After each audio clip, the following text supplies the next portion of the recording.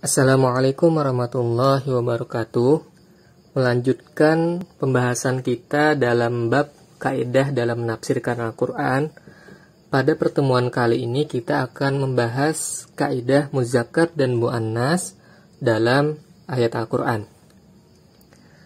Kalian tentu sudah mengetahui apa itu pengertian muzakkar dan muannas dalam pelajaran bahasa Arab. Muzakkar yaitu isim yang menunjukkan makna laki-laki atau sesuatu yang bersifat laki-laki. Sedangkan muannas yaitu isim yang menunjukkan makna perempuan atau sesuatu yang bersifat perempuan. Mengenai ciri-ciri muzakkar dan muannas tidak kita bahas dalam pelajaran kita ini karena kita berfokus pada penggunaannya dalam kaidah memahami penafsiran ayat Al-Quran. Sekarang, yang akan kita pelajari dalam pelajaran muzakkar dan muannas ini adalah kita harus mengetahui bahwasanya di dalam muannas terbagi menjadi dua pembagian, yaitu ada muannas hakiki dan muannas majazi. Muannas hakiki yaitu muannas yang ditujukan bagi manusia atau hewan yang pada hakikatnya dapat bertelur atau melahirkan. Contoh, imro'ah, perempuan, bisa melahirkan. Al-Baqarah, sapi betina, bisa melahirkan. Sedangkan muannas majazi, yaitu muannas yang ditujukan bagi benda atau yang tidak dapat bertelur atau melahirkan.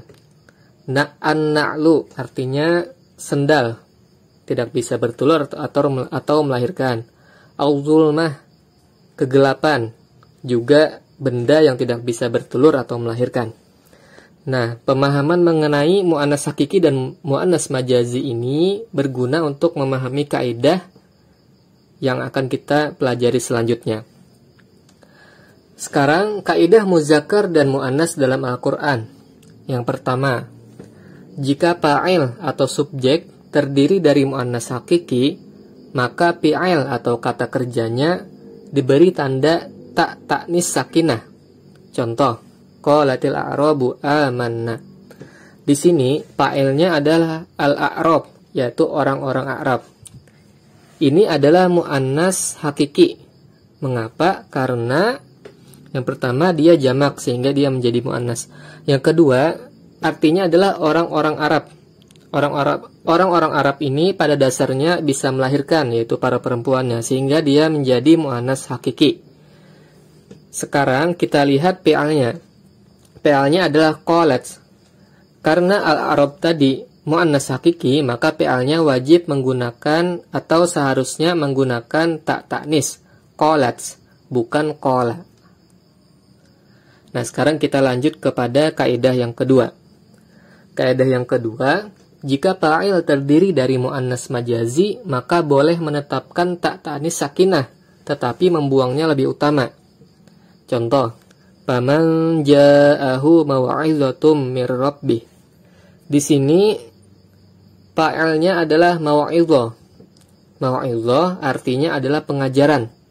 Suatu kata benda yang tidak bisa bertelur atau melahirkan, sehingga dia menjadi muannas majazi.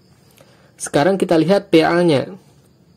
Walaupun mau'izah ini adalah muannas, tetapi fi'ilnya tidak menggunakan ta'nis, yaitu ja'a, bukan ja'at.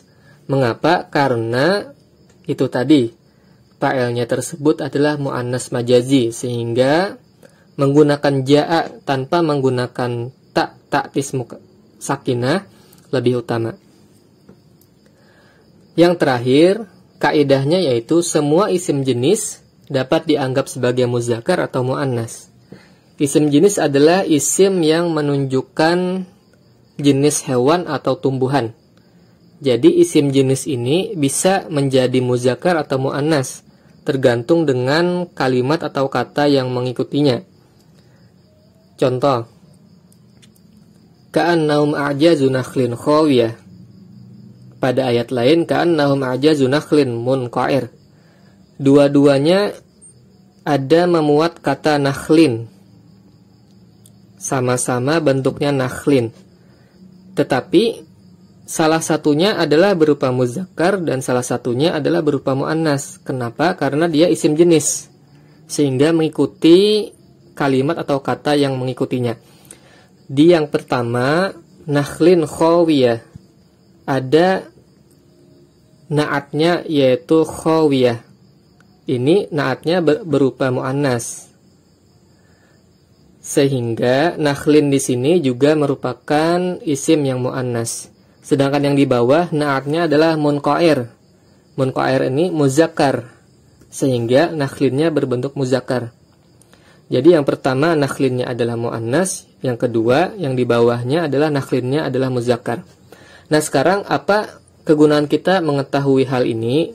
Ada kaedahnya, yaitu bahwasanya jika isim jenisnya berbentuk muzakkar, maka penafsirannya adalah isim jenis tersebut menyatakan satu jenis secara menyeluruh atau bukanlah jamak. Contoh, syajarun, satu jenis pohon, sedangkan di ayat tadi nakhlin, pohon kurma. Kemudian jika isim jenisnya berbentuk muannas, maka penafsirannya adalah isim jenis tersebut menunjukkan makna banyak, yaitu jamak. Contoh syajaroh, isim jenis, tetapi dia muannas, dia menjadi jamak, yaitu banyak jenis pohon. Di ayat tadi, nakhlin yang pertama berbentuk muannas, pohon kurmanya berarti pohon-pohon kurma. Sedangkan kata di bawah yang berbentuk muzakkar, maksudnya berarti hanya satu pohon kurma. Nah, demikian pelajaran kita pada hari ini, semoga bisa dipahami. Assalamualaikum warahmatullahi wabarakatuh.